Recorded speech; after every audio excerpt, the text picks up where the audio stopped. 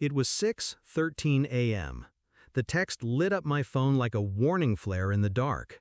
Unknown number. 8 words. No greeting, no signature. I stared at it, half amused. My husband, Daniel, was still snoring softly beside me. Outside, the morning was silent, heavy with the kind of stillness before a storm. Check your husband's garage. I almost ignored it. My brother's wedding was in 9 hours. I had makeup appointments, a speech to rehearse, a dress to steam. The day was supposed to be about family, love, celebration. But something in my gut, sharp, cold, wouldn't let it go. By 6:20, I was in the driveway, barefoot, hair a mess, keys trembling in my hand. The garage door groaned as it rolled up. And then I froze. 2 suitcases sat on the concrete. One of them was mine. The other was Daniel's. Both were packed. On top of mine, a passport. On top of his, an envelope thick with cash. And then, the dress. Not my dress, a wedding dress. Not white, ivory. Shorter than mine, cheap lace, still in plastic from the store. And next to it, a pair of women's shoes I had never seen before. The air went thin. Daniel and I met in college. He was the boy with the easy smile, the one who carried my books when my arm was in a sling. He brought me coffee during finals, drove me home when my mom was sick. When we married, I believed him when he said I was his anchor. We built a life that looked good on paper. Stable jobs, weekend trips, family dinners. My brother adored him. My parents trusted him. And I, God help me, defended him every time anyone hinted he was too charming for his own good.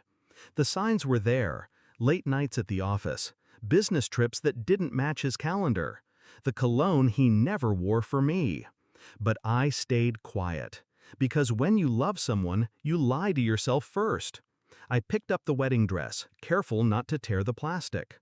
A receipt slipped out of the bag. Bought yesterday, paid in cash. The name on the receipt made my stomach flip.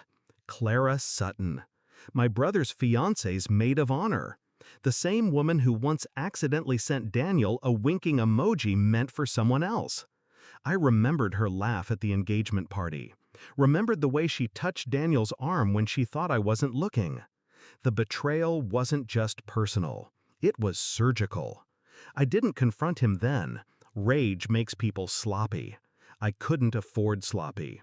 I slid the dress back, closed the garage, walked inside and brewed coffee like nothing had happened. While he showered, I sat at the kitchen table, phone in hand, making 3 calls. First, to the hotel where the reception would be. I was on the planning committee, so they didn't question when I confirmed the guest list and table arrangements. Second, to the bank. I'd been joint on his accounts for 7 years. By the time his coffee cooled, I'd moved half of our savings into a separate account with my name only. Third, to the videographer.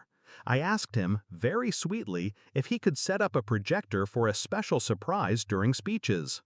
The hours before the wedding blurred. Makeup, hair, smiles so tight they hurt. Daniel was dashing in his tux, playing the devoted husband. Clara floated around in blush silk, whispering in corners. By the time the ceremony ended, I had everything I needed. The reception began like any other. Dinner, champagne, laughter bouncing off crystal chandeliers. My brother and his new wife beamed at the head table. When it was my turn for the speech, I stood, heart steady, voice calm. "I want to talk about love," I began. "Real love. The kind that's loyal, honest, the kind that doesn't make you feel small." Eyes on me. Even Daniel, smiling like I was about to say something sweet. I nodded to the videographer. The lights dimmed. The screen behind me flickered to life. Security camera footage from my own house. Date stamped, time stamped. Daniel in the garage, unzipping a suitcase. Clara walking in, her hands around his neck, their mouths pressed together. Gasps. My brother's face hardened. His wife's hand flew to her mouth.